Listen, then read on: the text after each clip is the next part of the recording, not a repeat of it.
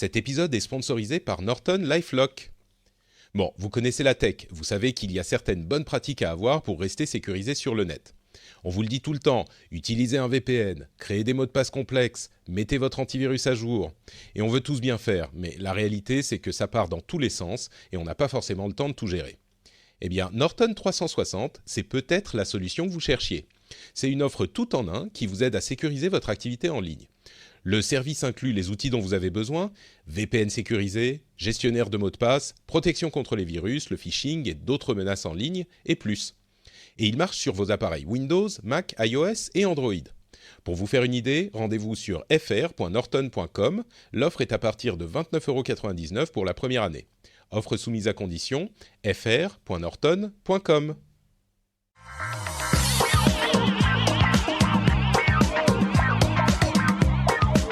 Bonjour à tous et bienvenue sur le Rendez-vous Tech, l'émission où on vous résume très simplement toute l'actu tech, toutes les semaines, une petite heure, et vous êtes au courant de tout ce qui se passe, tout ce qui est tellement important pour comprendre ce qui se passe dans le monde, parce que oui, la tech est un petit peu partout, et il est loin le temps où on parlait simplement des nouveautés, des derniers téléphones, même si on va quand même en parler encore aujourd'hui, c'est des choses qui nous plaisent toujours autant, mais il y a des choses également un petit peu plus sérieuses et importantes, et donc on va faire un petit mélange de jolis trucs de geek et de trucs importants de société, toujours dans la bonne humeur, comme on le fait dans cette émission.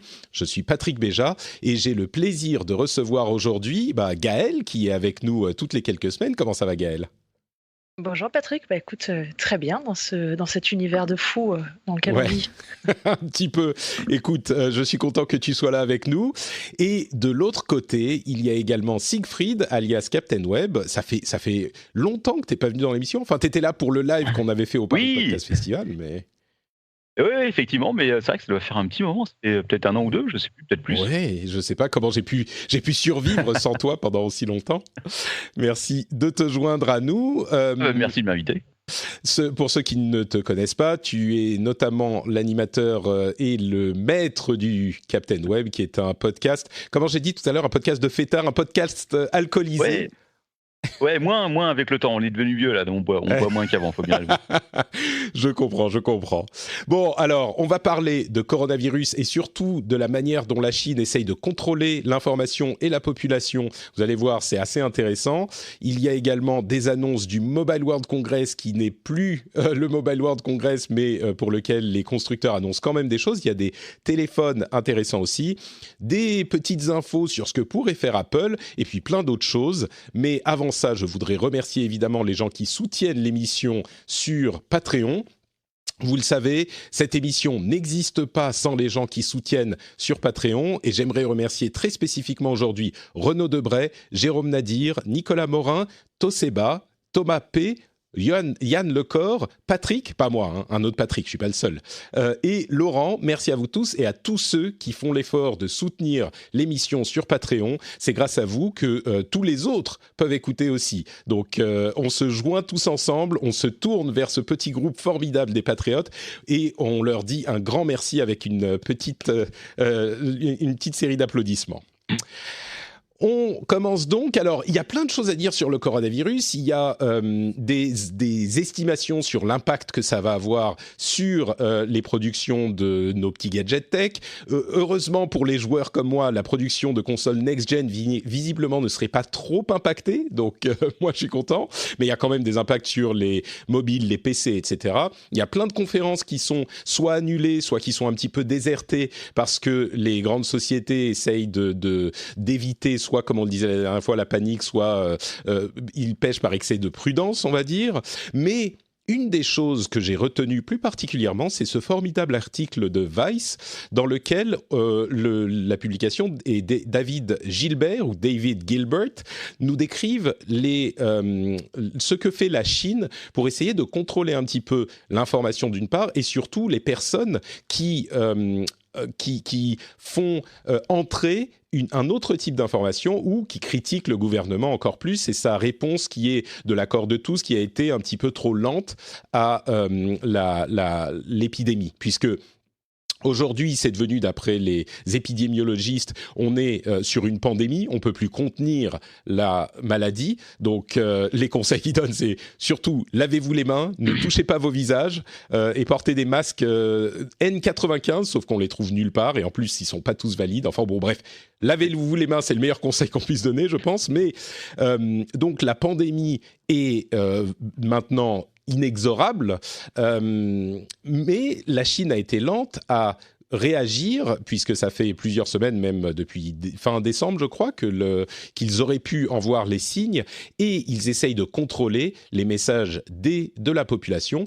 Et dans cet article, ils l'écrivent. Alors, il y a deux exemples que je vais vous citer et vous expliquer. D'une part, celui d'un homme qui était en voyage à San Francisco et qui avait beaucoup d'informations sur l'épidémie, bien sûr, et sur la maladie, qui a voulu les envoyer à sa famille. C'est un homme chinois qui a voulu les envoyer à sa famille en Chine. Et donc, il a utilisé WeChat, qui est une application de Tencent, société chinoise, qui a ses serveurs en Chine, pour envoyer des informations à sa famille, pour leur dire ce qu'il faut faire, ce qu'il ne faut pas faire. Enfin, il était inquiet, quoi. Et il a, après ça, peu de temps après, commencé à recevoir des messages un petit peu étranges de ses amis sur WeChat. Ses amis lui demandaient où il était exactement à San Francisco, dans quel hôtel il était, quel était son numéro de téléphone américain, etc. Alors, il a été un petit peu interloqué, il n'a pas vraiment donné de réponse spécifique. Et après ça, les amis en question ont commencé à lui dire « Il faut que tu reviennes en Chine maintenant, absolument, tu ne peux pas rester aux États-Unis, reviens très très vite. » Et les 4 amis posaient les mêmes questions et l'ont encouragé à revenir en même temps. Alors, ce qui s'est certainement passé, c'est que des agents du gouvernement ont trouvé ces messages parce qu'ils ont une vue sur tous les serveurs et tous les services qui sont en Chine. Ils les ont trouvés. Ils sont allés voir les amis des groupes WeChat de cette personne. Ils sont allés physiquement chez eux, puisqu'ils ont les adresses qui sont associées à tous les numéros de téléphone. Ils sont allés physiquement chez eux et leur ont... crédit social aussi de chaque citoyen. Voilà, ils ont un suivi avec le système de crédit social, enfin ils ont toutes les informations nécessaires, et ils leur ont donc indiqué et dit ce qu'il fallait dire et ce qu'il fallait demander à leur ami. Ça, c'est la première personne. La deuxième personne, c'est un utilisateur chinois de Twitter qui utilise Twitter par VPN, bien sûr, puisque Twitter est interdit en Chine même, qui a répondu à un message critiquant le gouvernement chinois, en critiquant lui-même le gouvernement chinois, et il a reçu peu de temps après une demande pour aller au tribunal, et il a dit qu'il devait avoir une demande écrite officielle qu'il n'a pas reçue. Mais peu de temps après, il y a des gens du gouvernement qui sont venus chez lui et qui lui ont montré une photo de son tweet en lui disant que c'était une attaque contre le Parti communiste. Et alors, bon, qui sait ce qui s'est passé après pour cette pauvre personne, mais... La manière dont ils ont obtenu ces informations, bien sûr, Twitter a dit, évidemment, nous ne collaborons pas avec le gouvernement chinois, mais le truc, c'est que le gouvernement chinois a accès à tous les réseaux de communication sur son territoire, donc tous les fournisseurs d'accès ont des serveurs complètement ouverts au gouvernement chinois, donc il n'est pas très difficile, même avec un VPN, s'il n'est pas parfaitement... Enfin bon, je ne sais pas les détails de la manière dont la sécurité n'a pas été respectée par cette personne, mais ils ont eu très vite son adresse parce qu'ils ont accès à tous les serveurs sur le sol du pays. Donc même s'ils n'ont pas accès aux données de Twitter directement, ils peuvent, par les données des fournisseurs d'accès et des sociétés de téléphone, avoir accès à ces informations-là, et c'est comme ça qu'ils l'ont retrouvé. Donc voilà pour un petit peu le petit résumé, c'est une petite image de comment ça fonctionne en Chine. On sait que c'est pas idéal pour la vie privée, mais c'est toujours intéressant d'avoir une illustration de ce fait. Donc voilà, Siegfried, tu me disais que vous en aviez un petit peu parlé dans l'émission ? Alors on a pas mal parlé on a parlé du coronavirus, bien sûr. On n'a pas parlé de cet aspect-là, mais c'est vrai qu'on en a aussi pas mal entendu parler entre autres sur la radio. Je ne sais pas si vous avez vu, il y avait un reportage sur France Info, je crois, qui parlait des Ouïghours et des Ouïghours en France. Ils sont donc cette minorité qui est qui est pas mal attaqué par le gouvernement chinois. Qui est persécuté par le gouvernement chinois, tout à fait. On en parle souvent dans l'émission, c'est une communauté musulmane de l'ouest de la Chine, qui est une minorité ethnique, qui est clairement persécutée par le gouvernement chinois. Oui, qui sont mis en camp de redressement, etc. Enfin bref, c'est une horreur, quoi. Et effectivement, il y avait le même truc qui était arrivé en France, savoir que des opposants chinois, donc, mais qui habitaient en France, avaient reçu des messages de leur famille, exactement la même chose, quoi. Donc en fait, c'est là qu'on se rend compte du contrôle que peut avoir le gouvernement chinois sur absolument tout. Moi, ma belle famille est de Hong Kong, donc on connaît assez bien le problème, quoi. Pour l'instant, Hong Kong n'est pas encore, heureusement, pas encore soumis à ça, mais ça arrive petit à petit.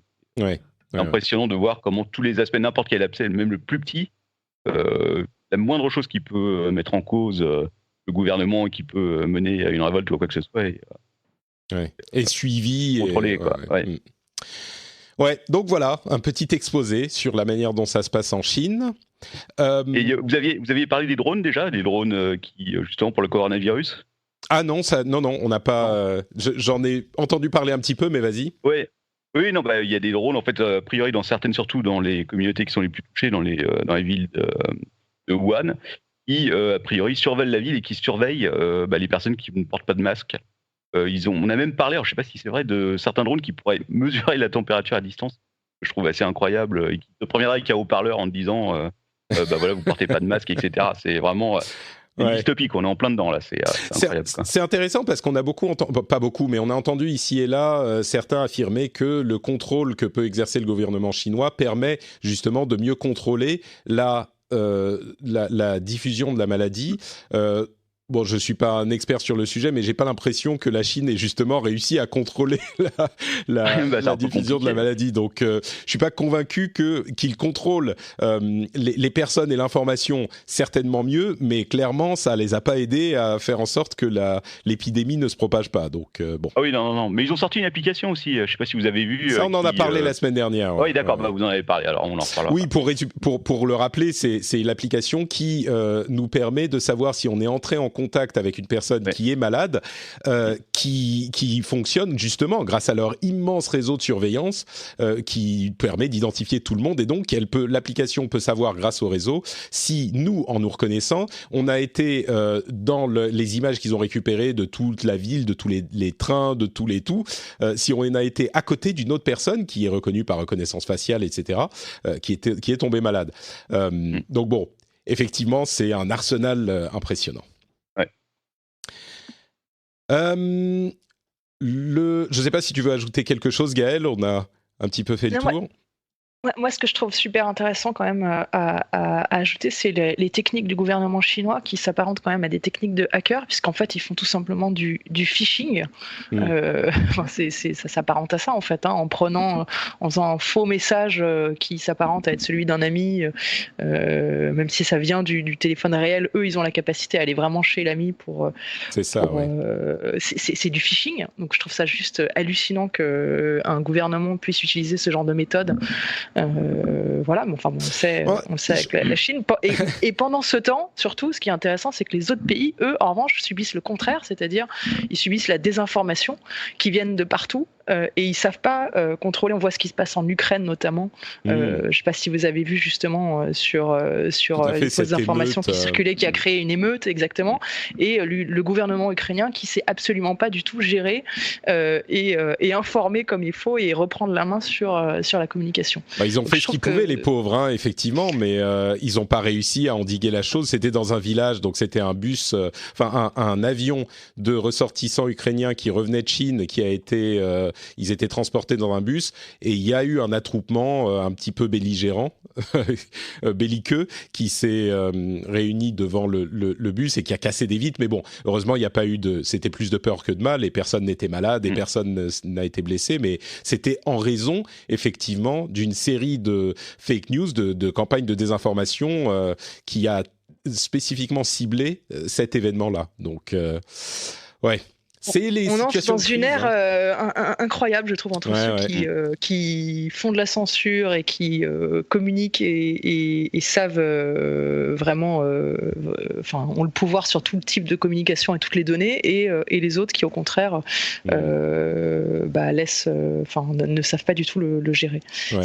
C'est très particulier. Disons que... On parle pas mal d'infodémique aussi depuis ces derniers jours, là, une épidémie d'informations, qu'elles soient fausses ou vraies d'ailleurs. On est noyé dans ce flot et c'est très dur de savoir qu'est-ce qui est vrai, qu'est-ce qui est faux. Comme on le dit souvent, oui, c'est exactement le problème avec l'abondance d'informations. C'est tellement difficile qu'au final, on lève les bras au ciel et on dit je sais pas. Mais bon. Disons que dans l'ensemble de cette problématique, ce que je retiens moi, c'est que l'épidémie n'est pas visiblement, alors on ne sait pas encore exactement, mais elle semble pas être particulièrement mortelle, on en a déjà parlé, mais plus que la grippe classique sans doute, mais c'est pas quelque chose qui a un taux de mortalité complètement affolant comme on a pu le voir avec d'autres épidémies. Imaginons ce qui se passera si ça se produit, si on a une maladie qui est encore plus grave. Bon, on ne sait pas. Le Mobile World Congress a lui aussi été affecté par le coronavirus et les annonces ont dû être faites sur le web sans la grande fête du salon lui-même. Alors il y a 2 annonces que je retiens en particulier. D'une part, celle du nouveau téléphone de Sony qui clairement n'arrive pas à s'arrêter de faire des téléphones. Le Xperia 1, 2. Alors, c'est le Xperia 1 ou Xperia One 2 en chiffres romains, ok. C'est un téléphone qui est pas trop mal, bien sûr sous Android, avec un écran 4K HDR en format 21/9, donc cinéma large. Il a 8 Go de RAM, 400 mAh de batterie. C'est des détails que je donne généralement pas et on m'a fait la remarque dans l'épisode précédent en me disant « Mais pourquoi tu dis pas les détails de tout bord ?» Alors voilà, je pense que ça n'intéresse plus grand monde aujourd'hui, mais ils sont là. Ce qui est plus intéressant, c'est qu'il a un port un port pour écouteurs, un headphone jack, et surtout... le retour des ports pour écouteurs, ça me fait plaisir ça. Ouais, je crois que ça fera plaisir à quelqu'un. Si vous en voulez un, il y a celui-là qui est disponible. Mais surtout, il a un excellent appareil photo et une excellente caméra. Sony fait de très très bons capteurs et ils ont appris de leurs appareils photo professionnels et ils ont ajouté des fonctionnalités là-dedans, dans cet appareil-là. Et notamment, l'un des trucs marrants, il y a plein de choses de grande qualité, mais il fait du tracking des yeux avec de l'autofocus en temps réel sur les humains, les chats et les chiens. Donc si vous voulez faire des vidéos en mouvement de vos animaux de compagnie, ils seront toujours nets grâce à cet appareil.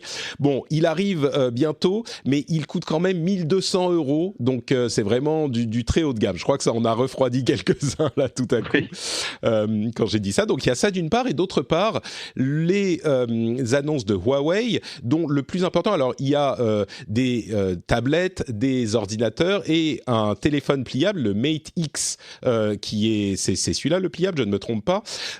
Oui, c'est ça, il fait 8 pouces dépliés et 6,6 pouces pliés, mais surtout ce qui est intéressant, alors le prix, il arrive en 2020, il coûte 2 500 € toujours, donc les pliables ça reste très cher, mais surtout il n'a pas les services Google, et même Google a dit, si vous utilisez ces appareils, à partir de mai, même si vous sideloadez le Google Play Store par exemple ou d'autres applications Google, on ne peut pas vous garantir de la sécurité parce que ils ne sont plus dans le programme Android, donc on ne peut rien vérifier de ce qu'ils font.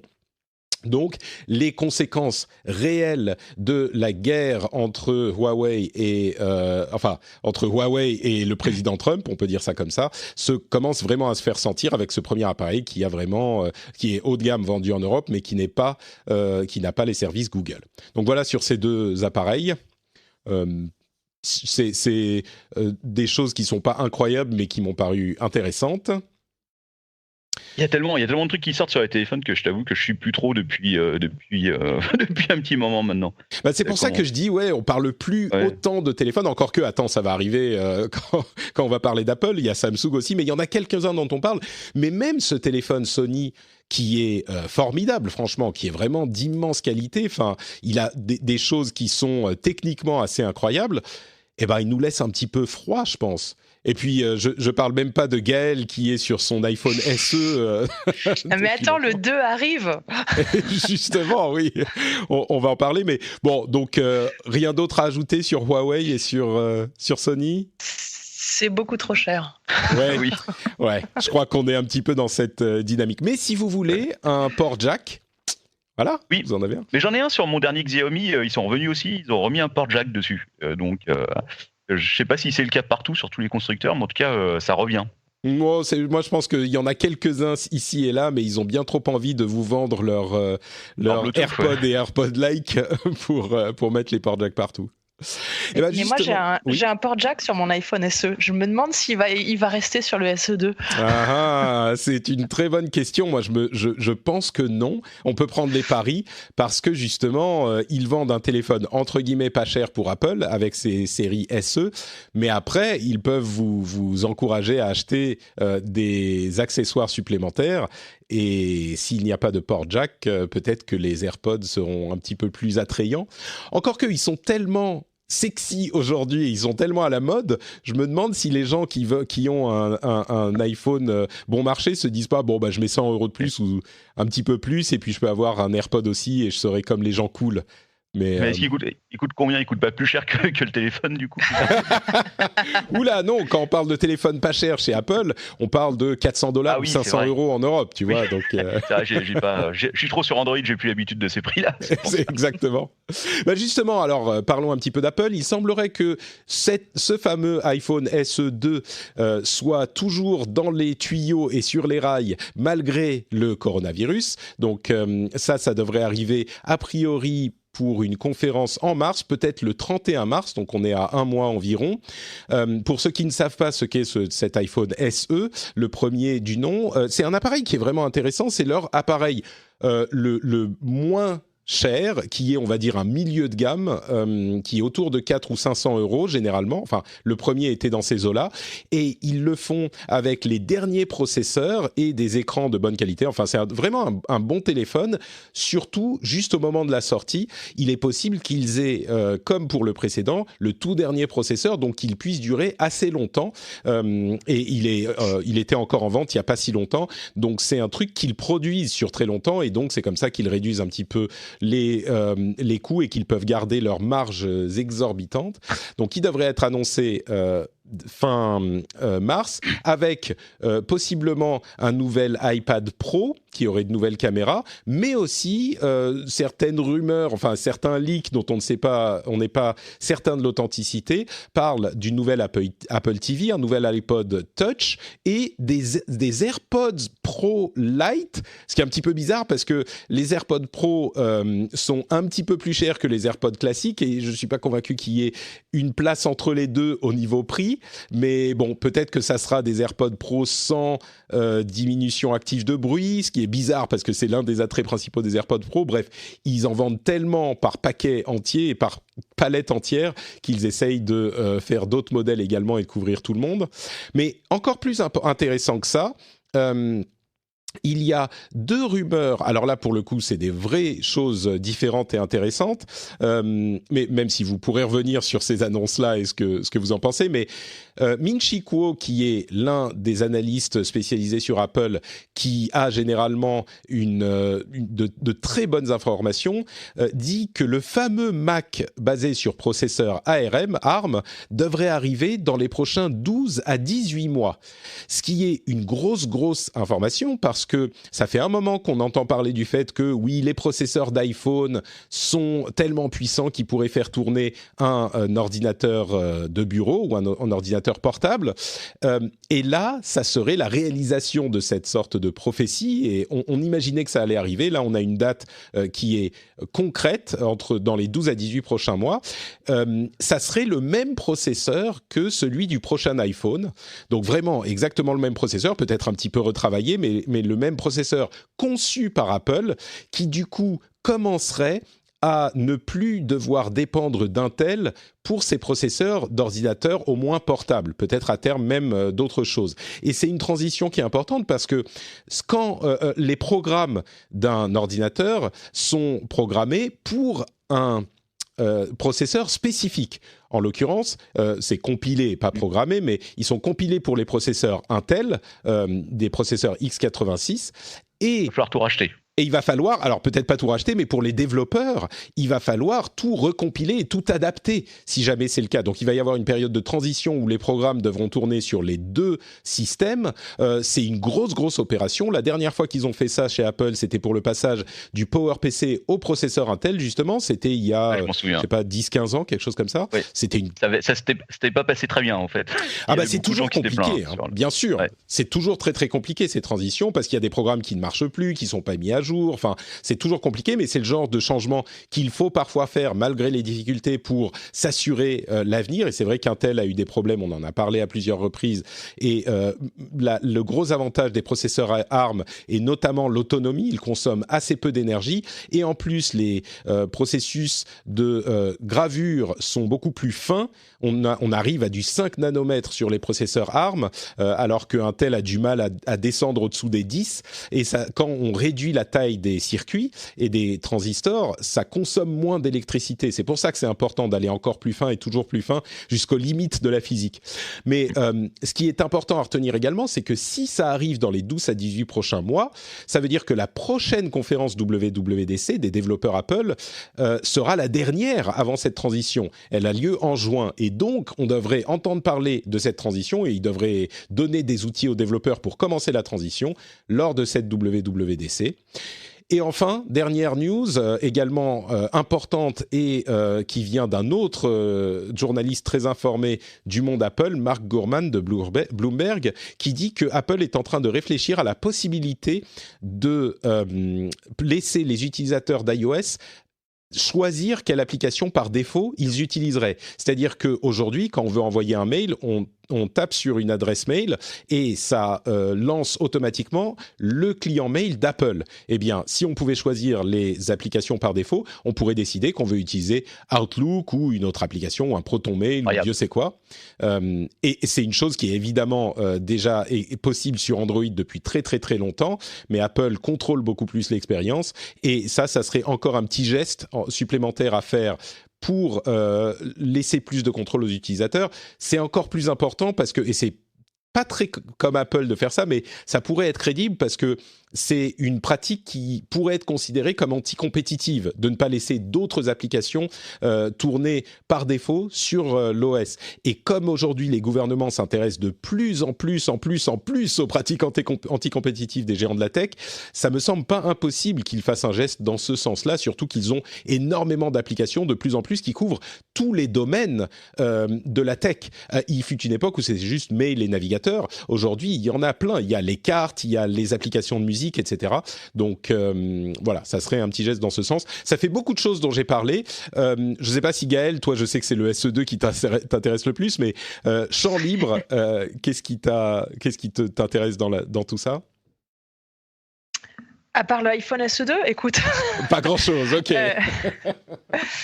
Non, mais t'as dit, j'ai pas grand-chose à rajouter sur tout ce que tu viens de dire. Je trouve ça effectivement intéressant et je suis surtout étonné que ça soit pas venu avant, que Apple ouvre aux autres applications le système, oui. C'est ce qu'on a obligé de faire Microsoft, Google. Il était temps que Apple le fasse. C'est surtout ce point-là que je retiens. C'est un gros changement. Aller dans le bon sens. Je pense qu'il y a beaucoup de gens qui vont pas se rendre compte à quel point c'est important, mais c'est exactement le même problème qu'avec Microsoft et Google. Alors, on peut arguer, il y a une grosse discussion sur est-ce que Apple a un monopole ou pas, parce que sur les téléphones mobiles, ils n'ont pas de monopole évidemment, puisque Android est une bien plus grosse part de marché dans tous les pays du monde, mais sur iOS, ils ont le monopole puisqu'il n'y a qu'eux qui font des appareils sous iOS. Donc, ils sont maîtres en leur maison. Et donc, sur iOS, ils ont un contrôle total pas total, mais un contrôle extrêmement important de quelles applications sont utilisées par défaut et donc quelles applications sont les plus utilisées. Donc, c'est surtout le cas quand tu es dans l'écosystème Apple, c'est quand même chaud pour en sortir, parce que toutes les données qui sortent. Je ne sais pas, j'ai jamais switché d'un à l'autre. Mais ça me semble compliqué quand tu es habitué à l'écosystème Apple de sortir de là, quoi. C'est difficile. Disons qu'on peut utiliser un iPhone avec des services qui sont pas uniquement ceux d'Apple, mais c'est un peu plus compliqué et c'est jamais parfait. C'est jamais, on est toujours un petit peu retiré du côté d'Apple. Alors moi, je dirais que c'est parce qu'Apple essaye de faire un truc aussi simple que possible et donc garde toujours une main sur le volant de la voiture que vous conduisez. Mais et donc ça vous évite de faire des dérapages trop violents, on va dire. Mais oui, ça a des conséquences comme celle-là qui sont difficiles pour la concurrence. Donc voilà pour Apple et les infos à venir. Encore une fois, c'est des choses qui peuvent paraître anecdotiques, mais qui sont quand même très importantes pour la direction que prennent ces grandes sociétés dans les années à venir.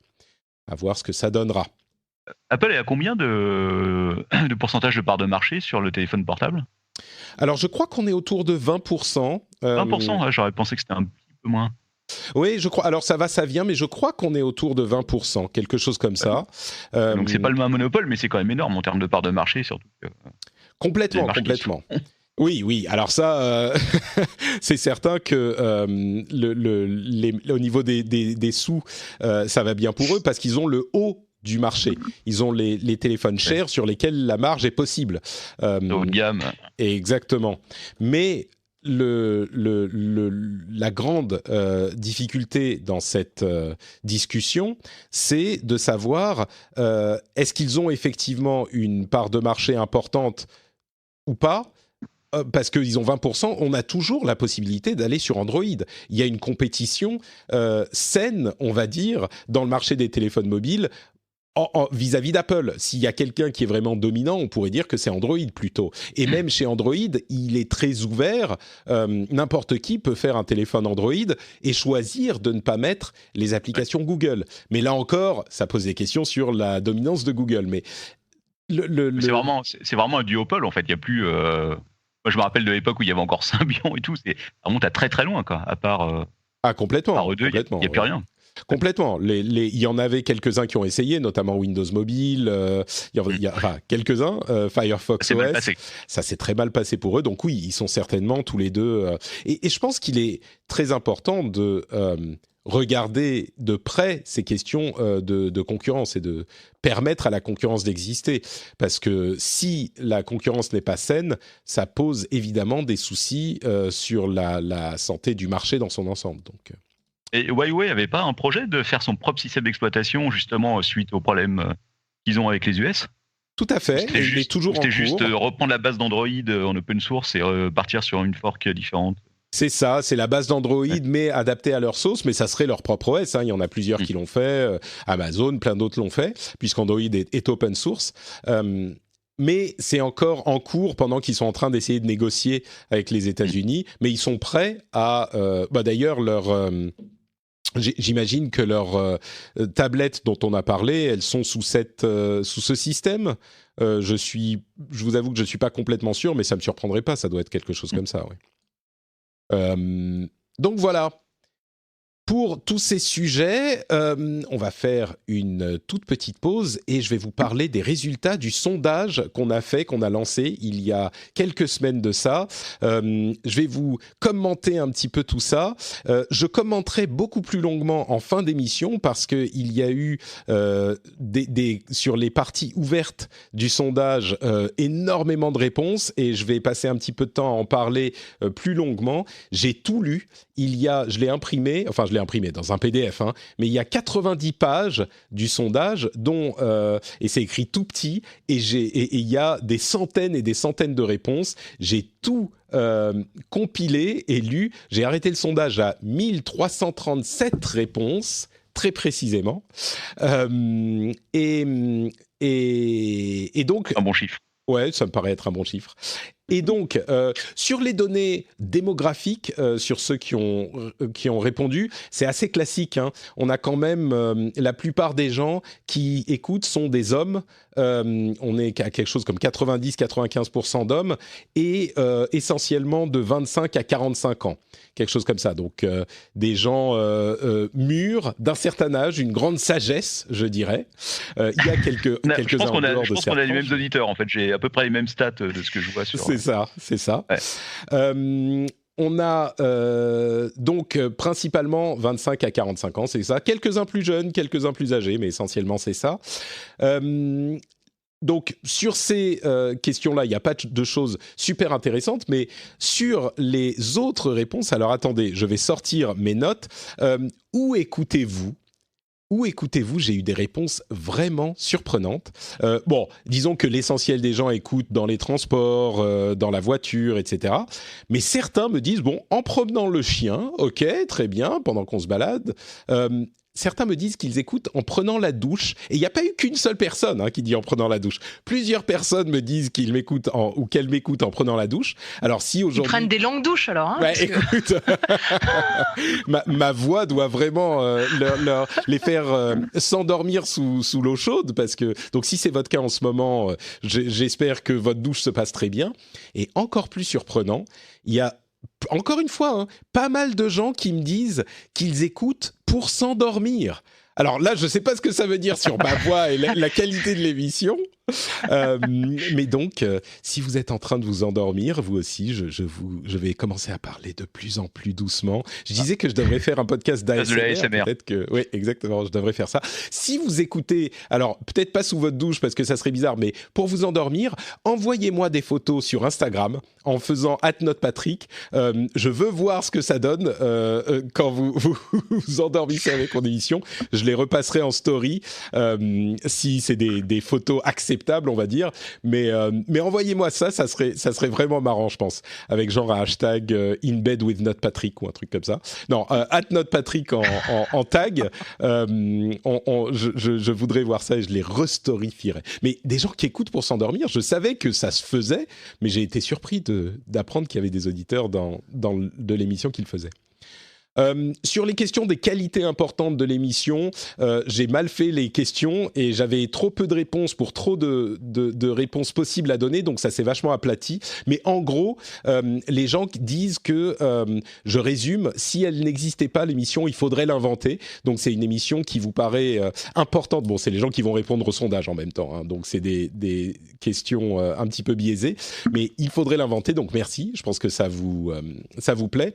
Les gens qui soutiennent l'émission, pourquoi ils soutiennent ? Les réponses principales, c'était, dans les commentaires, tout travail mérite salaire, donc vous comprenez que c'est du travail, merci beaucoup. On se rend compte de tout le boulot abattu aussi. La qualité du contenu, éditorial, analyse, humour, c'est des vrais commentaires, c'est pas moi qui les invente. Humour, je sais pas, mais ok, analyse peut-être. Permettre à Patrick de racheter Activision Blizzard, on n'y est pas encore, il va falloir monter un petit peu le Patreon. On explique et décrypte sans jamais dénigrer ni rabaisser. Ça, c'est quelque chose qui me tient particulièrement à cœur. J'explique aux gens et on n'est pas élitiste, technophile, geek. On essaye vraiment d'amener les gens pour qu'ils comprennent les sujets. Donc le fait que les auditeurs et les gens qui répondent au sondage le voient et me reflètent ce miroir, ça m'a fait plaisir. Et puis, dernière réponse, pourquoi soutenez-vous ? La culpabilité. Écoutez, ça me paraît être une motivation aussi bonne qu'une autre. Pourquoi vous ne soutenez pas ? Alors, il y a des gens qui n'ont pas les moyens. Évidemment, ça je le comprends tout à fait. Il y a des gens qui disent très honnêtement, je suis radin. Bah écoutez, ok, je suis radin, pourquoi pas. D'autres personnes qui disent, je ne suis pas devant mon PC quand j'y pense. Alors, écoutez, la prochaine fois que vous mettez vos clés, vous videz vos poches en rentrant chez vous, je vais faire un moyen mémotechnique, la prochaine fois que vous videz vos poches en rentrant chez vous, vous posez les clés dans le petit bol à l'entrée, vous dites « Ah, faut que je soutienne Patrick ».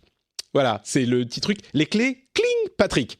Alors, on répète après moi. Cling, Patrick. Cling, Patrick. Voilà. Arrête, tu réveilles les gens qui s'endorment là. Ah merde, pardon. Et enfin, d'autres personnes qui disent « Je le fais bientôt ». Merci à vous si vous le faites bientôt. C'est très, très gentil. J'apprécie énormément. Je ferai plus de commentaires. En fait, sur la partie questions ouvertes à la fin, il y a eu énormément de commentaires, des centaines, comme je le disais. Je vais prendre un petit moment en fin d'émission, je l'adosserai à l'émission pour vous donner mes commentaires là-dessus. Il y a eu des remarques positives et négatives. Je vais prendre le temps de répondre à celles qui m'ont paru le plus intéressantes, mais ça va prendre un petit moment. Là, on a déjà fait très long, donc je le mettrai en fin d'émission si ça vous intéresse. Allez écouter ça. Et si vous pensez à Cling Patrick ou Je le fais bientôt, patreon.com/rdvtech, comme on le dit souvent, l'émission n'existe pas si vous ne la soutenez pas. Donc, un grand merci à tous ceux qui le font et qui font comme à la vieille époque où on payait nos magazines. Et bien là, vous pouvez payer pour soutenir et pour que l'émission existe. Patreon.com/rdvtech, le lien est dans les notes de l'émission. Et c'est un site qui est disponible sur mobile pour ceux qui ne sont pas devant leur PC. Mais je dis ça, je dis rien. Tout à fait, ça marche très bien sur mobile, ça prend 2 minutes, donc même pas besoin d'attendre Cling Patrick, on peut directement le faire quand on est dans les transports en commun, par exemple. Tout de suite, là, vous pourriez le faire. Si tu es sur Podcast Addict, tu sais que tu peux rajouter un truc dans le flux XML pour qu'il y ait un bouton qui s'affiche. Soutenez l'émission. Ah, il faut que je regarde ça? Non, je ne savais pas. D'accord, ben, je vais regarder ça aussi. Mais enfin, il y a déjà un bouton un lien dans les liens de l'émission. Il est très facile à trouver vers Patreon. Ouais, il n'y a jamais assez de boutons pour récupérer de l'argent. Nous, on en met partout. Hein. Bon, on continue avec les news et rumeurs. On va parler d'Android et la nouvelle version d'Android qui est disponible pour les développeurs. Android 11. Alors, il y a plusieurs fonctionnalités qui ont été. Ça fait assez. C'est assez. Tôt pour sortir une version de la nouvelle version d'Android, mais c'est vraiment une version pour les développeurs. On aura sans doute des nouvelles fonctionnalités qui seront annoncées lors de la conférence de Google pour les développeurs, mais là, il y a, disons, la chose qu'on retient, c'est qu'il y a des fonctionnalités de protection de la vie privée un petit peu mieux conçues, de la même manière que Apple et iOS s'inspirent d'Android parfois. Bah là, Android s'inspire de iOS avec la possibilité de dire aux applications qu'elles ne peuvent utiliser notre localisation qu'une seule fois. Et pas ou que quand l'app est active, ou même juste une seule fois, ça c'est la nouveauté, ce genre de choses. Il y a les conversations en bulle qui reviennent, elles avaient été présentes un petit moment dans l'ancienne version d'Android, mais elles avaient été supprimées, donc les gens qui utilisent Facebook Messenger, je crois, a des bulles aussi, donc on peut mettre la bulle de la conversation n'importe où sur l'écran, sur une autre application, n'importe où, et puis revenir à notre conversation, à notre chat facilement, et quelques autres applications de cette manière, mais l'essentiel, c'est autorisation temporaire et focus sur la sécurité et la vie privée, on va dire. Ce qui est pas mal. Une bonne chose. En Union européenne, je ne sais pas si vous avez vu ça, mais Google a fait une chose qu'il n'était pas obligé de faire. Ils ont lancé une sorte de carrousel de choix. Alors ça, normalement, ils seront obligés de payer les impôts, hein, mais ils ont lancé dans quelques pays européens un carrousel de choix qu'ils avaient déjà montré en tant que concept, mais quand vous faites une recherche, il vous propose bien sûr les résultats de la recherche, mais aussi en haut un petit cadre avec trouver des résultats sur d'autres services, par exemple sur Yelp ou sur d'autres catalogues de ce type. Pour, encore une fois, ces questions de position dominante pour contenter les gouvernements. C'est vraiment juste une petite boîte en haut. Alors, il peut y avoir des résultats vers Yelp ou la fourchette ou ce que c'est, même dans les résultats organiques de Google, mais là, c'est vraiment une petite boîte dédiée en haut des résultats de recherche pour vous encourager à aller chez les concurrents, en fait.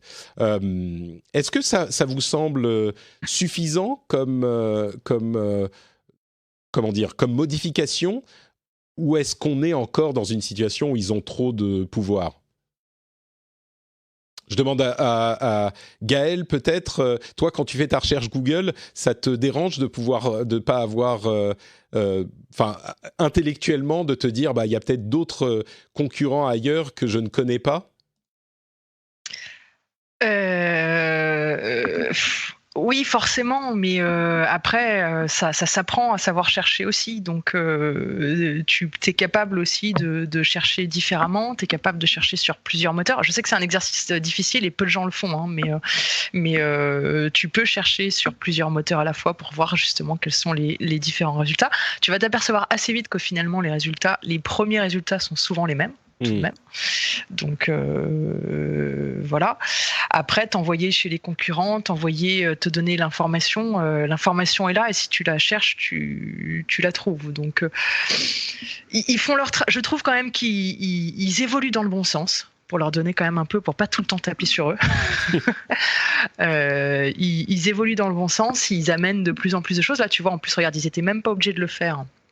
Oui, disons qu'il y a tellement de discussions qu'ils savent ce qui leur pend au nez, donc c'est pour prendre les devants. Non, mais ils commencent. Enfin voilà, donc comme quoi ça fonctionne. À force de leur taper dessus, ils commencent à se dire ok, on va y aller tout seul comme des grands et avant de se faire encore une fois taper dessus. Donc donnons-leur le bénéfice du doute et donnons-leur le fait qu'ils évoluent vers ça. Après, ils gagnent toujours de l'argent avec.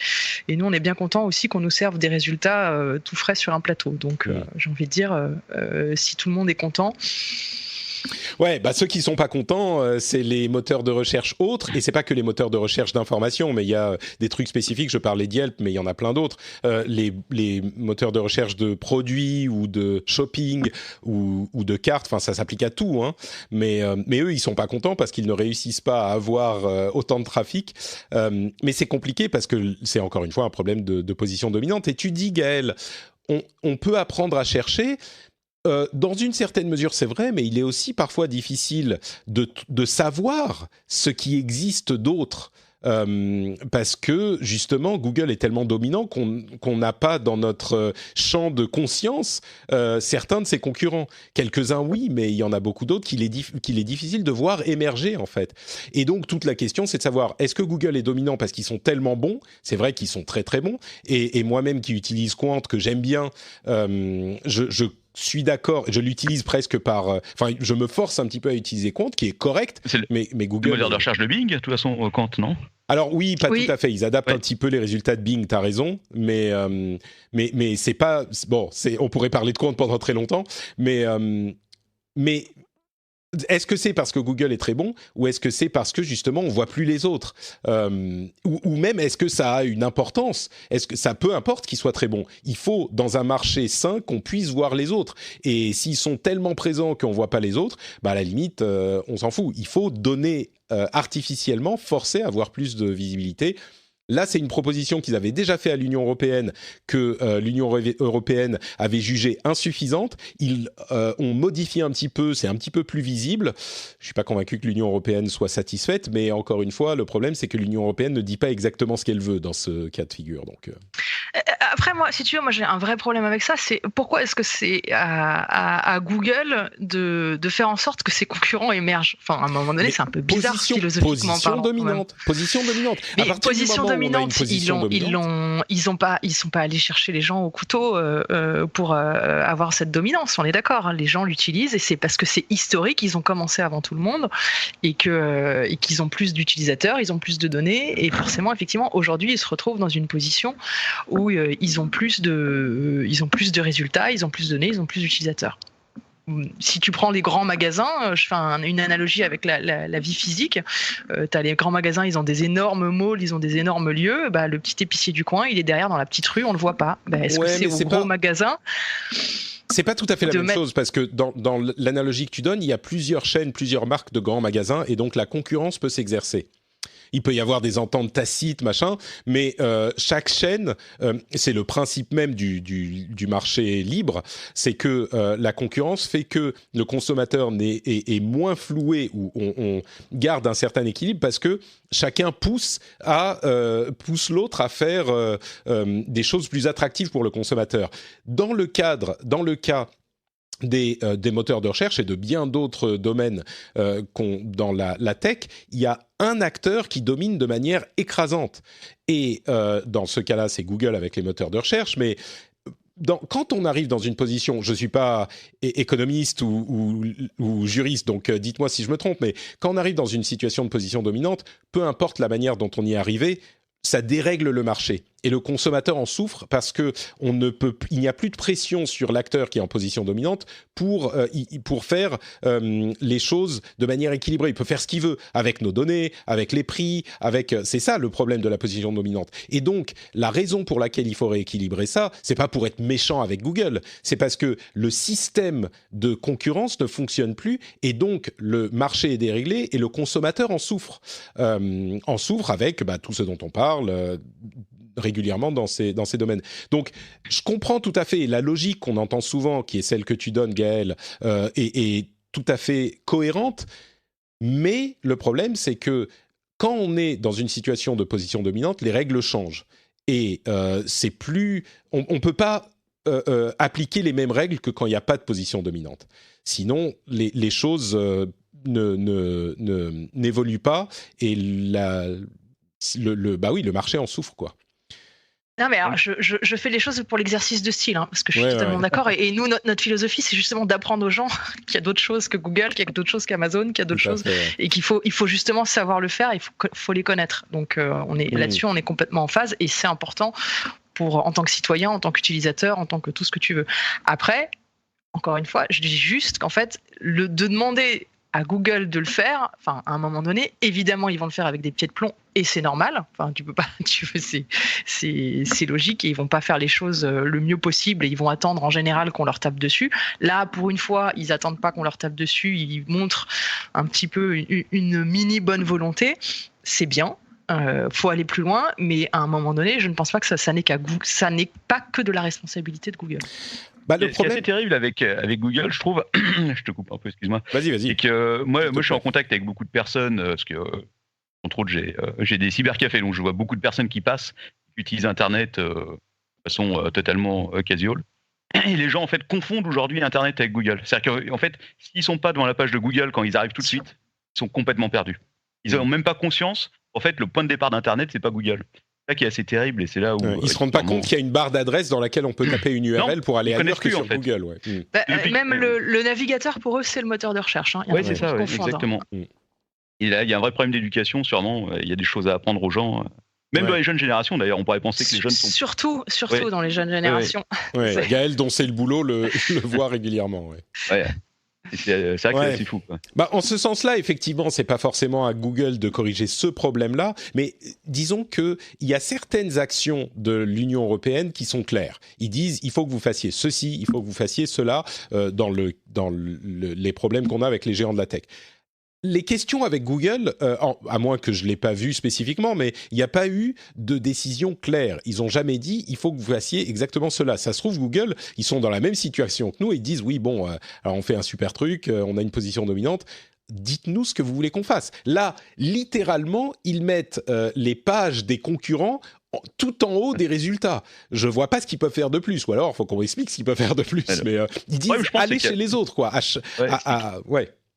Il n'y a pas d'alternative en fait, parce que quand tu regardes tu vois, tu peux pas démanteler un moteur de recherche, c'est un seul bloc. T'as quoi comme alternative? Tu pourrais dire, tu pourrais démanteler la partie carte, la partie image, la partie, tu vois, ça serait possible. Mais ça n'a pas de sens. Ça n'a pas de sens. Quand tu fais une recherche, tu sais même pas forcément d'ailleurs ce que tu recherches exactement. Et les gens ne sachant pas faire une recherche, ils savent pas s'ils veulent un résultat sur une carte, s'ils veulent un résultat. Donc tu peux pas démanteler le truc. Ouais. C'est compliqué. Écoutez, on n'a pas résolu le problème, peut-être dans un prochain épisode. Deux ou trois autres petites news sur Google. Ils ont décidé de déplacer les données des utilisateurs anglais hors de l'Angleterre et ils vont les ramener aux États-Unis où leurs données sont beaucoup moins bien protégées, donc merci le Brexit. Surprise. Ils ont également décidé, ça c'est un truc sur lequel je vais pas trop m'étendre, mais je vais juste vous le mentionner comme ça parce que c'est intéressant. Leurs outils de reconnaissance visuelle d'intelligence artificielle qui identifie les personnes et tous les objets et toutes les images en tant que service. C'est un service qui vous permet de faire ça. Ils ont décidé de ne plus mettre de label homme ou femme sur les personnes parce que le gendre ne peut pas être déterminé par l'apparence de quelqu'un. Alors c'est une question du théorie du genre par rapport au sexe et c'est quelque chose qui est un petit peu qui provoque des commentaires acides parfois, mais qui est beaucoup plus compliqué que ce que certains pensent.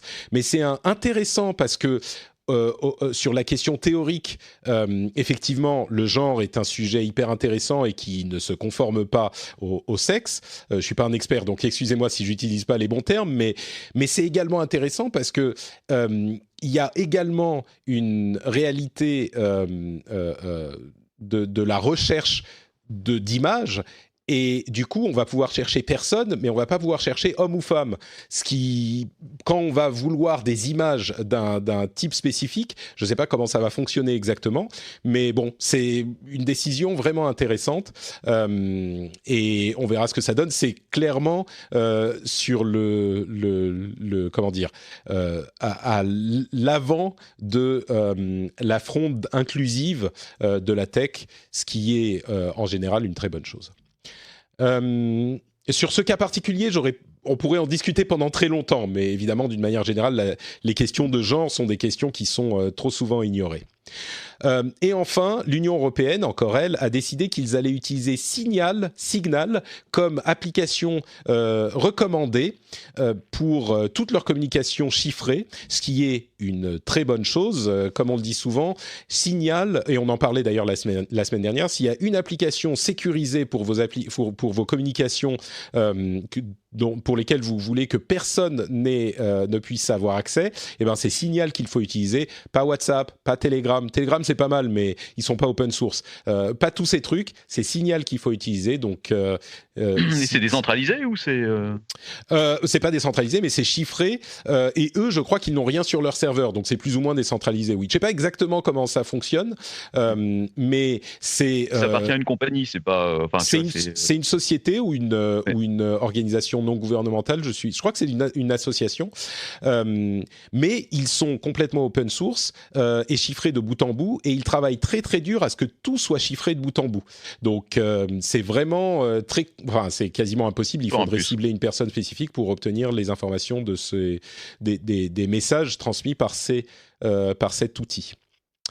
Ils ont développé un protocole qu'utilise aussi Telegram. Enfin, c'est très compliqué, mais Telegram le modifie un petit peu, et Signal, c'est la source, et ils sont open source, et tout le monde peut aller voir si les choses sont bien faites. Donc, une garantie. C'est ça. Et l'Union européenne, du coup, va utiliser ça, ce qui est une très bonne chose pour leur communication interne. Plutôt que WhatsApp en groupe, oui, voilà. Tu peux atterrir sur Google au bout d'un moment, ouais, c'est mieux. Exactement. Est-ce que vous connaissez Solid, la société enfin, c'est Inrupt/Solid, la société de Tim Berners-Lee? Non, eh bien, grâce à toi, oui. On parle encore de vie privée. C'est un projet de Tim Berners-Lee qui veut rétablir l'équilibre. Alors, Tim Berners-Lee, c'est le papa du World Wide Web, du protocole du web qui se repose sur le protocole de l'Internet. Donc, toutes les pages web, c'est de lui que ça vient. Et il a lancé un projet qui vise à redonner un petit peu de pouvoir aux utilisateurs dans le contrôle des données privées. Alors, ça existe depuis un petit moment, hein, ce projet, depuis 2019, mais je crois 2018 ou 2019, mais il continue à avoir un petit peu de presse. Ils ont récupéré Bruce Schneier, qui est un expert en sécurité, pour s'assurer que le projet soit vraiment tip-top pour tout ce qui est sécurité. La manière dont ça fonctionne, c'est qu'il y a un repositoire, non, c'est pas comme ça que ça se dit en français. Suppositoire. Un repositoire ? Non, suppositoire. Ah, d'accord, ça c'est dans la version apéro du Capitaine. Voilà, c'est ça. On va dire une armoire, un espace de stockage dans lequel vous allez avoir toutes vos données privées et vous donner accès aux différents services à ces données privées, de manière à ce qu'elles doivent les regarder dans votre espace de stockage et qu'elles ne les aient pas chez eux ou chez elles. Les services n'auront pas vos données chez eux, mais elles sont chez vous et vous les contrôlez.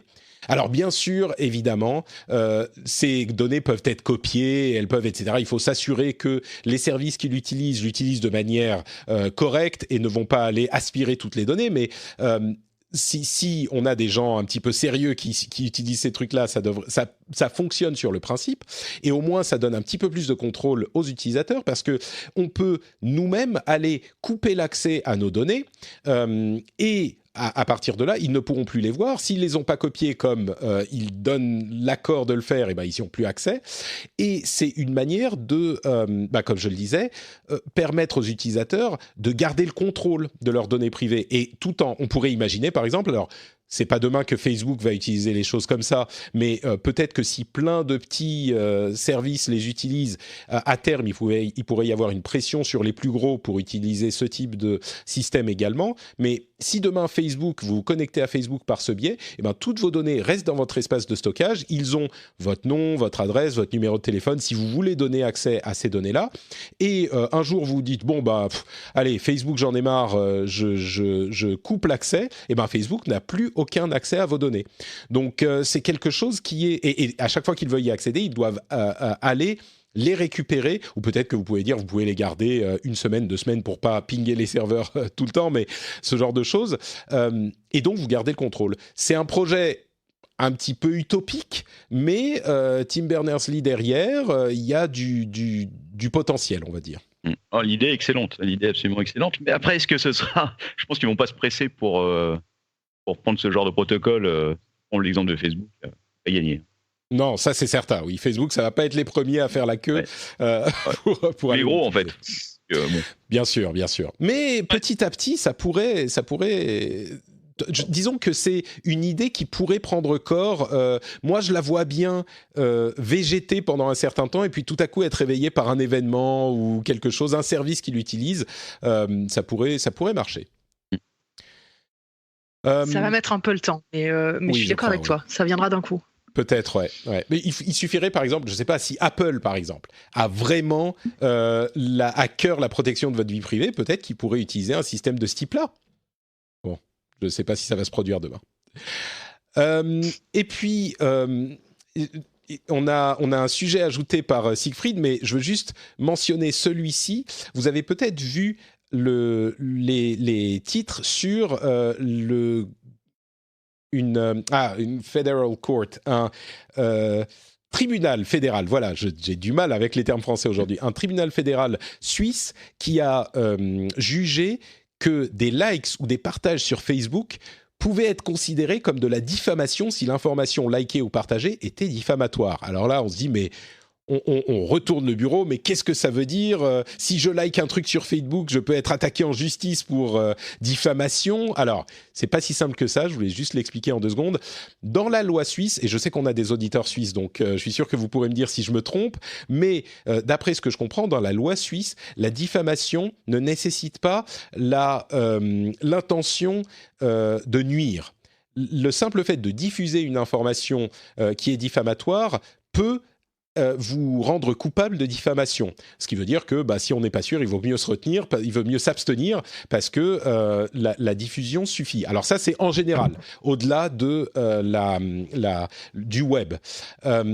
Et appliqué au web, ce qu'a dit la décision de justice, c'est que la personne qui avait diffusé ces informations diffamatoires l'avait fait à un public très très large, ce qui revenait à, en quelque sorte, publier l'information même. C'était pas juste un ami qui l'a partagé avec ses 10 amis, c'était une personnalité publique qui avait un public large.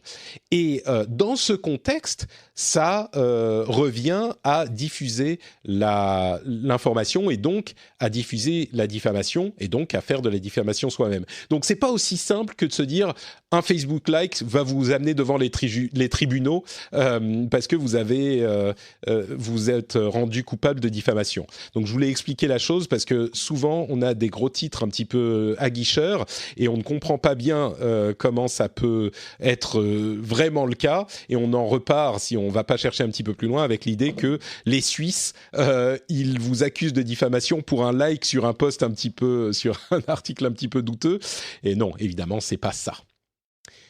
Donc voilà pour l'histoire de la diffamation. Siegfried, tu voulais nous parler de Bitcoin ? Oui, de Bitcoin, parce que j'avais lu cette histoire que j'ai trouvé super intéressante, d'un mec qui s'appelle Clifton Collins, en fait, qui a été arrêté en 2017. Ah, celui qui a fait brûler ses trucs ? Oui, en fait, il faisait du trafic de cannabis. En fait, il faisait pousser du cannabis, et donc il y a eu une descente chez lui en 2017, et ils ont trouvé $400 000 en liquide. Il y avait des plants et des plants de cannabis partout. Enfin bref, en tout cas, le truc, c'est que le mec, il faisait ça depuis 10 ans, 12 ans, je ne me rappelle plus. Et c'était en Irlande et il avait accumulé énormément d'argent sur des portefeuilles en Bitcoin en fait.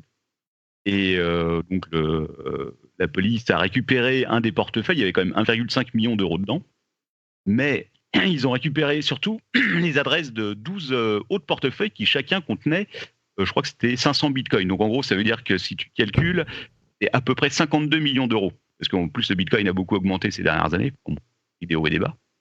Et le truc intéressant, c'est qu'en l'occurrence, quand il a été interrogé, il a dit moi, j'ai pas les mots de passe pour accéder à ces portefeuilles, je les ai paumés. Donc ils ont plus ou moins enquêté, ils se sont rendus compte qu'effectivement, a priori, il avait l'air de dire la vérité, qu'il les connaissait pas par cœur. Et ils se sont rendus compte au bout de, je sais plus, peut-être 6 mois, 1 an, qu'en fait, il avait tout noté sur les feuilles de papier, qu'il avait laissé chez lui, planqué dans du matériel de pêche, je crois. C'est ça, et qu'en fait, quand le propriétaire avait débarrassé la baraque, il avait jeté, il avait fait brûler ou je sais plus quoi, ce truc-là en question. Et donc, ce qui fait qu'en gros, ça amène à une perte de plus de 50 millions d'euros en bitcoin. Et ce qui me passionne un peu là-dedans, c'est de me dire, mais combien de bitcoin, combien de portefeuilles en bitcoin ont été perdus et combien de millions sont jamais retrouvés, ne serait-ce que les premiers qui ont été créés, parce que le bitcoin a été lancé, il y a plein de gens qui se sont lancés là-dessus pour s'amuser et qui ont perdu toutes les informations pour récupérer leur pognon, quoi. Et ça me laisse assez rêveur de ce genre de truc. Pour ceux qui ne savent pas, les portefeuilles Bitcoin, c'est des fichiers qui sont physiquement sur votre disque dur et auxquels vous devez avoir accès par mot de passe. Et si vous n'avez pas le mot de passe, c'est mort. C'est fini. Donc, vous n'avez plus accès à votre portefeuille. Et moi-même, alors c'était pas des bitcoins, c'était des Dogecoin. Et les Dogecoin, ils ont augmenté aussi, les Dogecoin. Hein. Alors ils ont un petit peu augmenté. Je crois que j'avais 0,00002 Dogecoin envoyés par mon ami Turkey en Arabie Saoudite. Et oui, et voilà. Et je crois que je ne les récupérerai jamais, malheureusement. Mes Dogecoin sont perdus parce que je sais même plus où est le portefeuille. Ouais, non, mais moi aussi, ça nous est arrivé. On avait reçu une toute petite partie de Bitcoin par un auditeur, il y a de ça 7 ans, 8 ans, et on n'a jamais retrouvé le portefeuille, le mot de passe. On doit quand même avoir 100 ou 200 euros dessus qui traînent, et voilà, c'est perdu. Écoute, le drame. Donc, ne planquez pas vos mots de passe Bitcoin trop bien. Il faut pas trop bien les planquer. Je suis sûr que même ce jeune homme qui a été arrêté, il aurait bien voulu que perdu pour perdu, que ça serve à la communauté malgré son passé criminel. Je sais pas. C'est quand même. Non, mais alors après. Il a peut-être une copie quelque part. Hein. Il attend peut-être de sortir de prison dans 20 ans pour pouvoir y accéder, quoi. À savoir. Va savoir si les bitcoins vaudront encore quelque chose. Peut-être qu'il faut qu'il fasse passer le mot de passe à une personne de confiance pour les vendre maintenant, parce que dans 20 ans... Après, comme tout est public, maintenant que les gars ont l'adresse des portefeuilles, qui savent qu'ils existent, on peut tracer si jamais les gens prennent de l'argent dessus, quoi. Ah bah oui, sauf que si tu sais, on fait comme dans les films, on met un écran avec une carte du monde et des lignes qui vont d'un compte à l'autre, qui sont passées par 50 comptes en offshore, et comme ça, même si les autorités savent, ils ne pourront jamais les retrouver. Oui, après ça devient compliqué. Et après, il faut appeler Dominique Toretto et Fast and Furious pour faire une opération de récupération. D'ailleurs, vous avez vu la bande-annonce de Fast and Furious 8 ? Ça a l'air très très bien. Ouais. Alors, j'ai cru, oui, il m'a semblé voir ça. Mon cerveau s'est déconnecté, je me rappelle plus exactement de ce qu'il y avait dedans. C'est exactement pour ça que c'est fait et ça fonctionne très bien. Bon, écoutez, on arrive à la fin de cet épisode. J'espère que vous avez passé un bon moment avec nous. N'oubliez pas de rester pour la partie où je commente les commentaires que vous avez fait sur le sondage. Mais avant ça, bien sûr, on va vous donner à vous deux l'occasion de nous dire où on peut vous retrouver. Gaël, est-ce que tu es quelque part sur Internet ? Oui, avec mon SE2, bientôt, quand j'aurai le 2, je pourrai me connecter. Non, j'y suis déjà. On peut me retrouver sur Twitter @coud_fr. Donc Coud, c'est COOD. Ou moi-même @GMGirardo. Pareil sur Twitter de manière générale, ou après sur le site coud.fr, Facebook, tous les réseaux. Et bientôt sur Signal, du coup, j'ai téléchargé Signal. Ah, très bien, bravo. Moi, j'ai Signal depuis très très longtemps et c'est vrai qu'il y a peu de gens qui l'utilisent, mais c'est peut-être le début d'une grande vague d'utilisation de Signal. Je le télécharge. Eh ben, vas-y, voilà, c'est très bien. T'es pas sur Instagram du coup, Gaël ? J'y suis très peu. J'y suis très peu. Si vous voyez un Girardeau sur Instagram, c'est mon mari en général. Donc, et voilà, oui, mais vous pouvez le suivre aussi. Il a écrit un super bouquin sur le monde des GAFAM. Donc, allez voir son Instagram. Vas-y, parle-en une seconde. Écoute, oui, comme on a travaillé tous les deux chez Microsoft à l'époque, moi ensuite Google, voilà, il a écrit un thriller qui s'appelle Persona sur les masques qu'on porte dans le monde du digital. Donc voilà, si ça vous intéresse, vous pouvez aller suivre le Girardeau qui est sur Instagram. Ce n'est pas moi, c'est mon mari. Très bien, très bien. Oui, je sais qu'on est un petit peu trop âgé dans le public du Rendez-vous Tech pour être sur Instagram, mais non, il faut continuer à être jeune dans sa tête. T'as pas de compte TikTok ? Pardon, mais si, mais bien sûr, mais moi, tu sais, c'est marrant parce que je parlais d'Instagram là, à l'épisode précédent. Oui, c'est des choses qui sont intéressantes. Et il y a des gens qui me disaient ah ben voilà, Patrick découvre Instagram, machin. Bon, d'une part, je suis sur Instagram depuis très longtemps, depuis sans doute avant vous. Donc c'est bon les millénials, voilà. Depuis avant vous, je suis sur TikTok depuis longtemps. Je me tiens au courant de tout ça. Mais il y a une différence entre connaître le truc et vraiment comprendre les différences des composantes qu'il y a entre les différents réseaux sociaux, la manière dont ça fonctionne, pourquoi c'est intéressant, quel avantage, quel inconvénient ça a.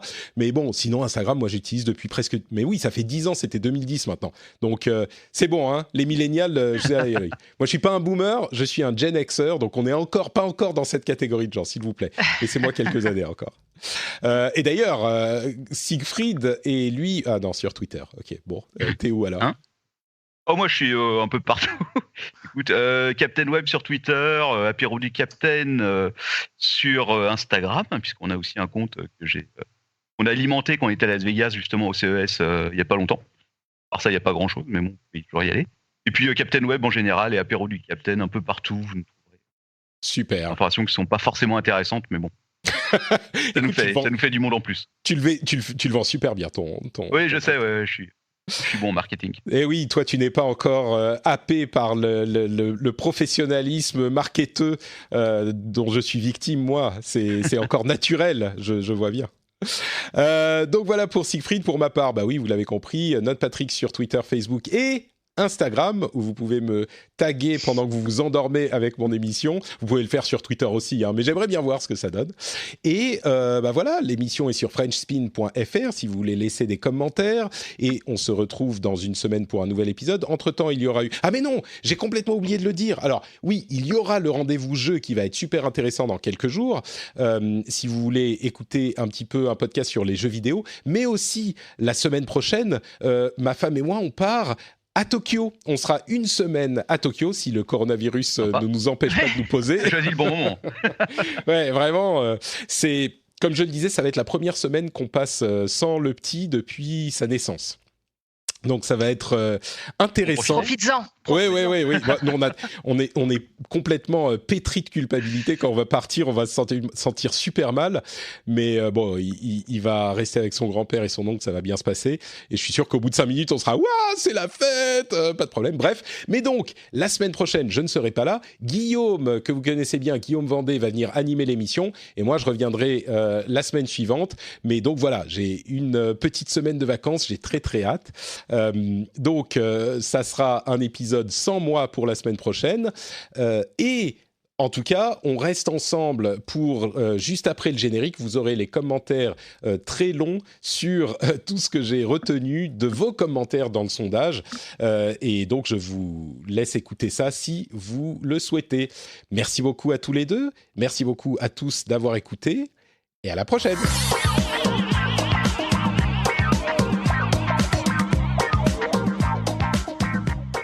Alors nous voilà tous les deux.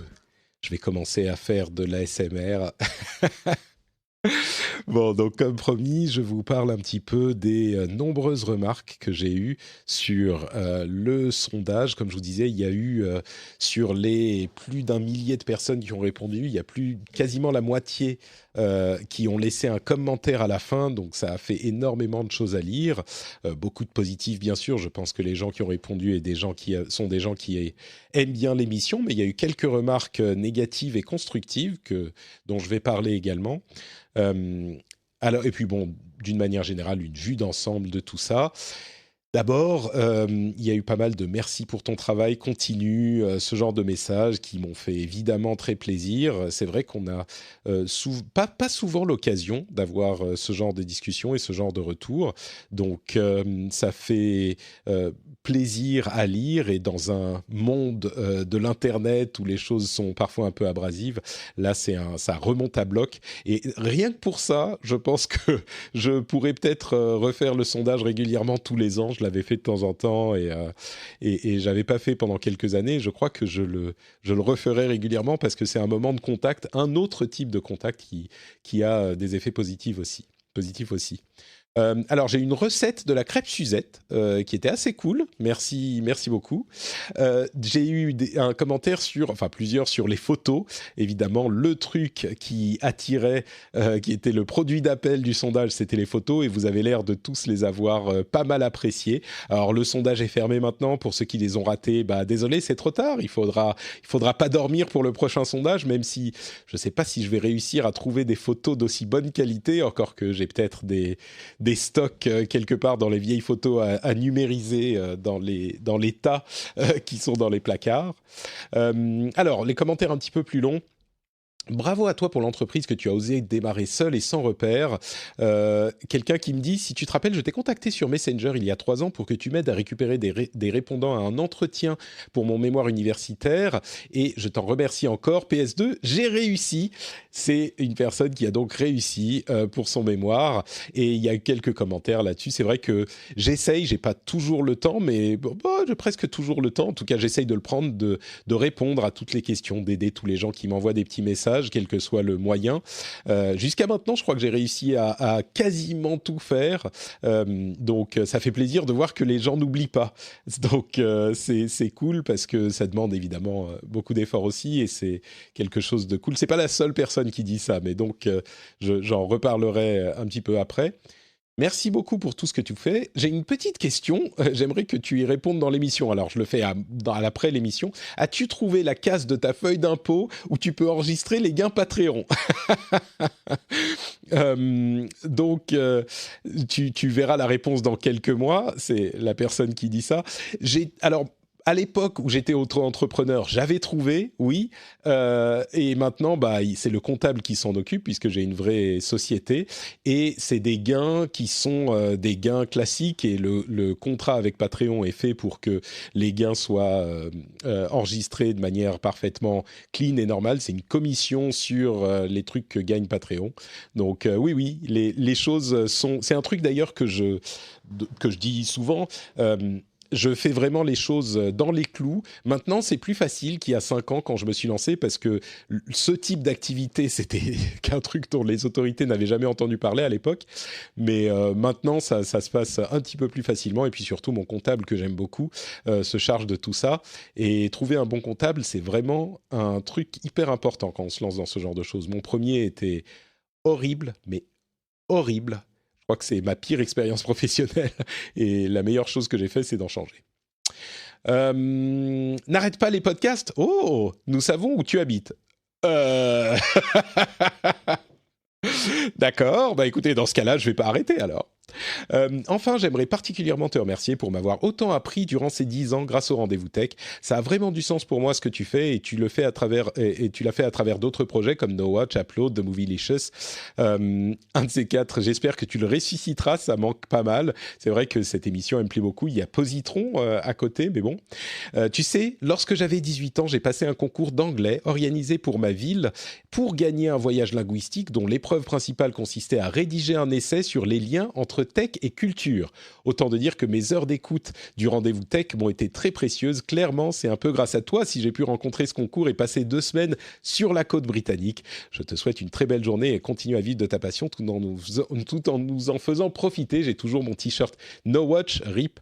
Je pense que c'est devenu collector maintenant, c'est vrai. Merci Arthur. Il y a plusieurs histoires comme ça de personnes qui écoutent depuis longtemps et pour qui les émissions ont servi. Et même l'anglais, c'est vrai, on parlait de la langue que je parle sur Instagram, et c'est le cas sur Twitter aussi. Il y a des gens qui disent « Ah, ça me gêne un peu quand tu parles anglais ». C'est un moyen d'apprendre aussi. Je pense qu'il y a des gens qui écoutent les émissions, mais aussi qui lisent mes flux en anglais. Et oui, c'est un petit peu les haricots et pas les frites, on va dire, du repas, même si c'est très bon, les haricots avec une petite noix de beurre, des bons haricots frais, c'est très bon, mais... Ça aide aussi à pratiquer, à pratiquer son anglais. Donc, je pense que c'est une chose qui pourrait servir, pas uniquement être un truc cool, mais c'est cool aussi, mais ça peut également servir. Et puis, les émissions en anglais, évidemment. Éviter à utiliser le mot écosystème.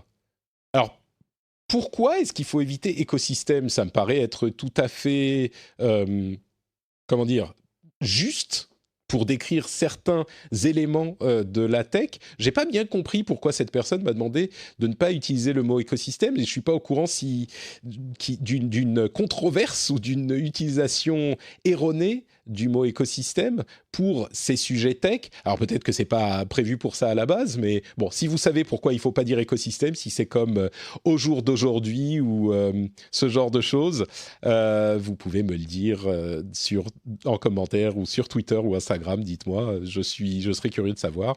Un Phileas Club en français, oh là là, comme j'aimerais. Il y a 2 choses qui reviennent tout le temps dans les podcasts. Le rendez-vous jeu en hebdomadaire. Salut Thomas, mais il n'y a pas que lui qui le dit, mais c'est vrai que c'est un truc que j'adorerais faire, et il y a le Patreon pour ça qui est, bon, on n'y est pas encore, mais j'adorerais faire ça, et il me faut plus de temps et pour pouvoir m'y consacrer, et le Phileas Club en français, j'aimerais beaucoup faire ça aussi. Bon, j'ai déjà expliqué à plusieurs reprises ce que c'est que le Phileas Club, mais si ça vous intéresse, c'est une émission en anglais où je parle avec des gens de plein de pays du monde, d'ailleurs j'en enregistre une demain, ça devrait être intéressant aussi. Et voilà, mais en français, j'aimerais beaucoup. C'est compliqué à faire.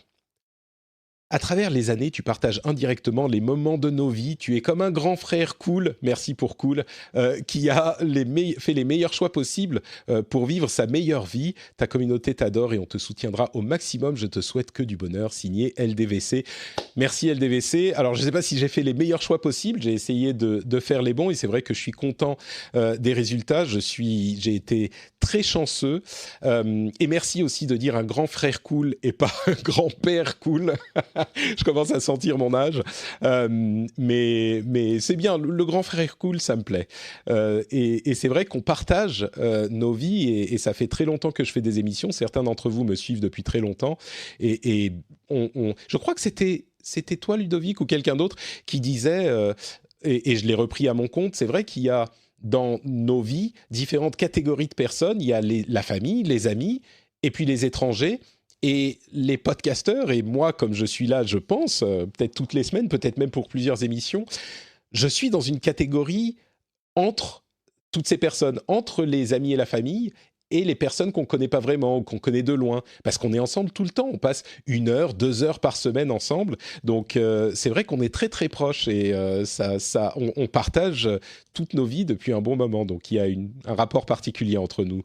Et Ludovic ou LDVC le dit très bien.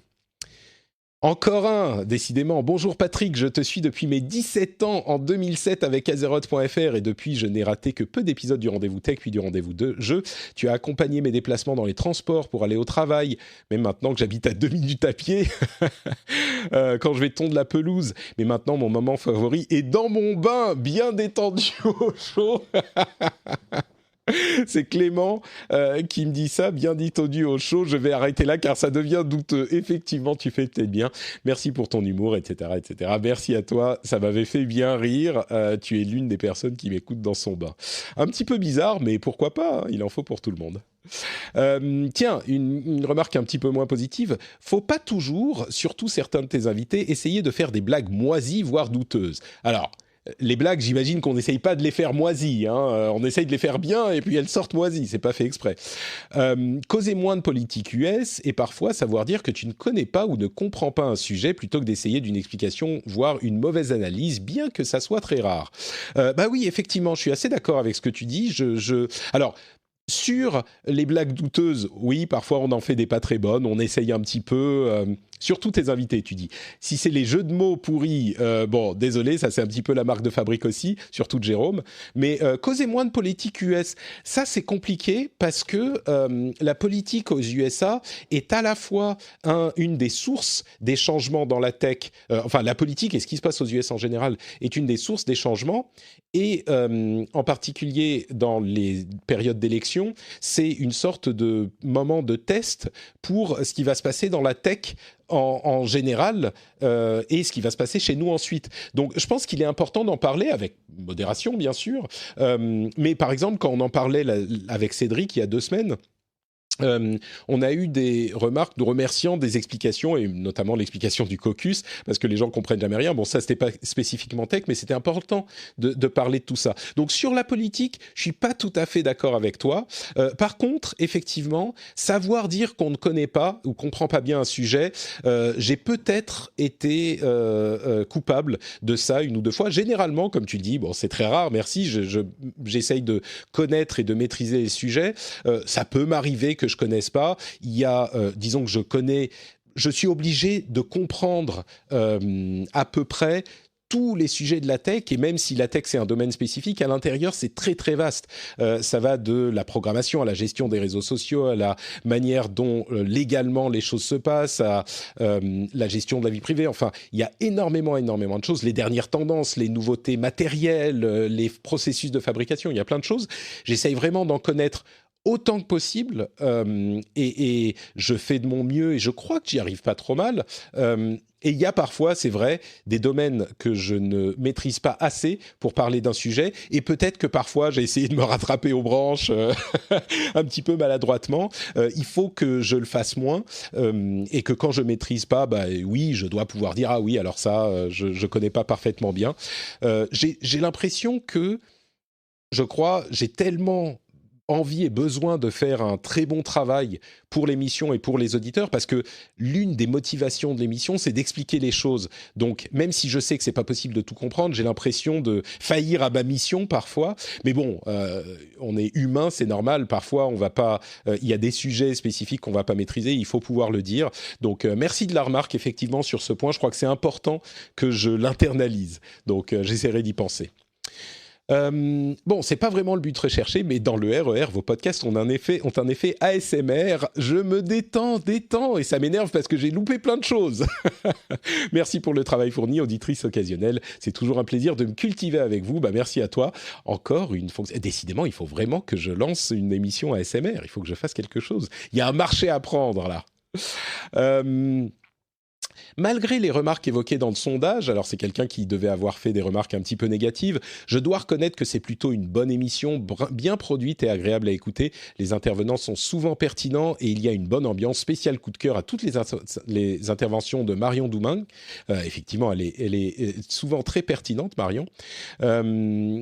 Et s'il y a d'autres sujets que ceux relatifs aux GAFAM étaient abordés plus régulièrement, ça m'inciterait à participer au financement de l'émission. Je conçois que ce soit des sujets majeurs et qu'il faut bien entendu traiter leur impact vu leur importance sur la société.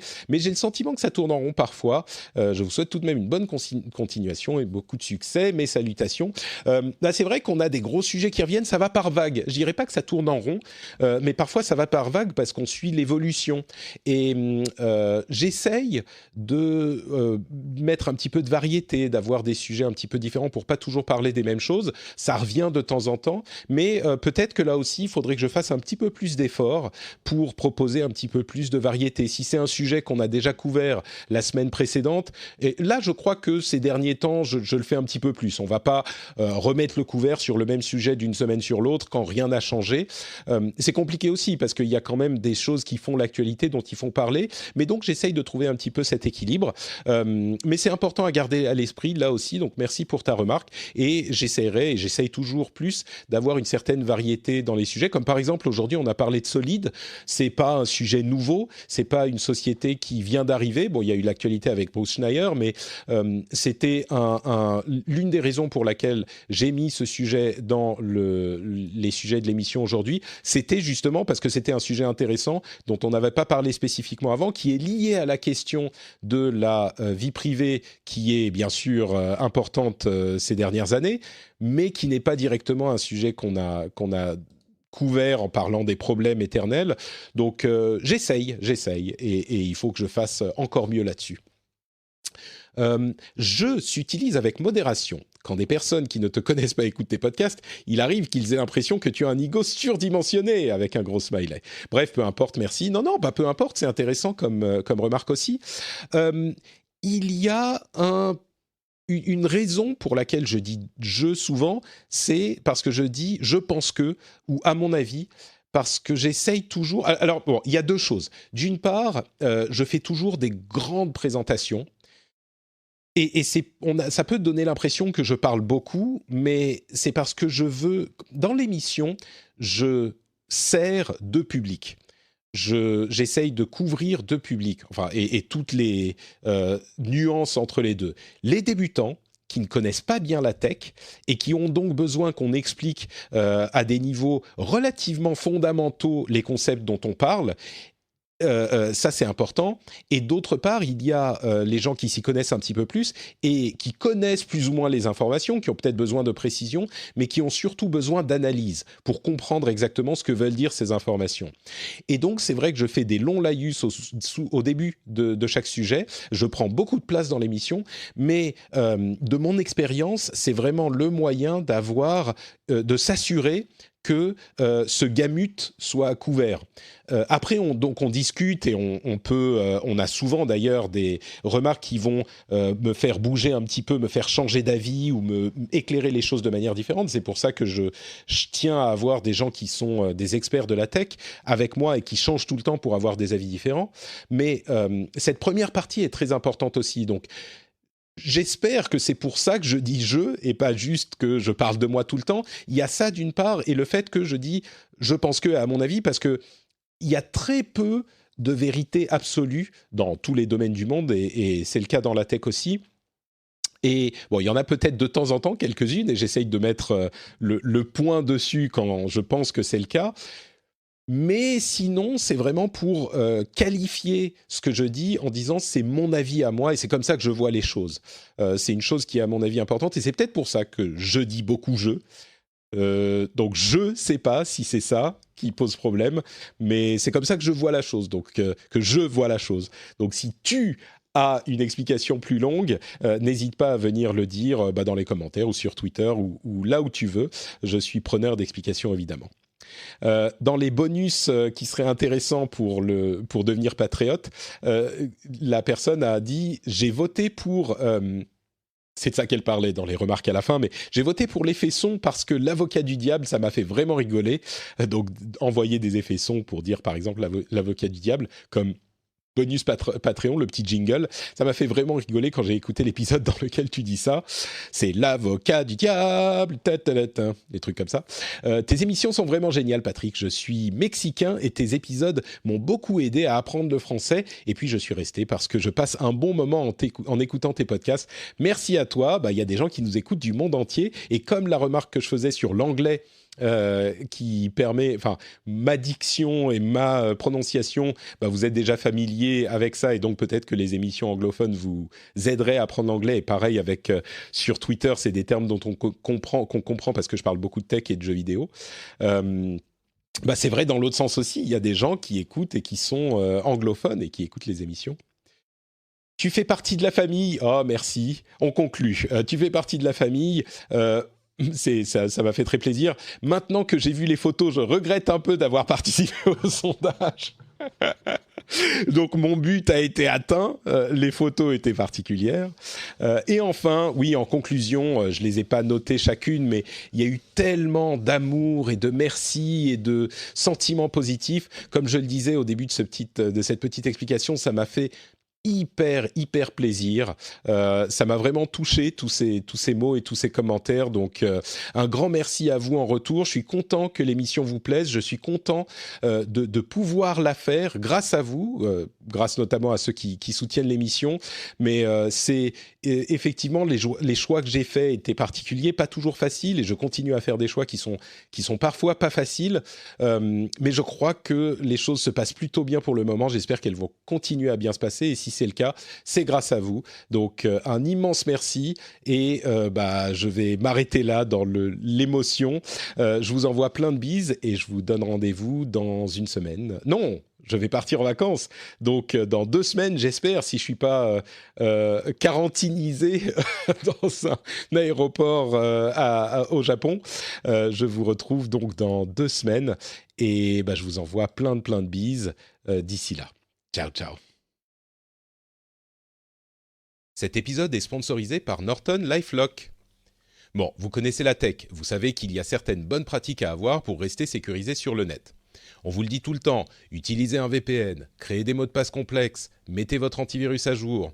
Et on veut tous bien faire, mais la réalité c'est que ça part dans tous les sens et on n'a pas forcément le temps de tout gérer. Eh bien, Norton 360, c'est peut-être la solution que vous cherchiez. C'est une offre tout en un qui vous aide à sécuriser votre activité en ligne. Le service inclut les outils dont vous avez besoin, VPN sécurisé, gestionnaire de mots de passe, protection contre les virus, le phishing et d'autres menaces en ligne, et plus. Et il marche sur vos appareils Windows, Mac, iOS et Android. Pour vous faire une idée, rendez-vous sur fr.norton.com. L'offre est à partir de 29,99 € pour la première année. Offre soumise à condition, fr.norton.com.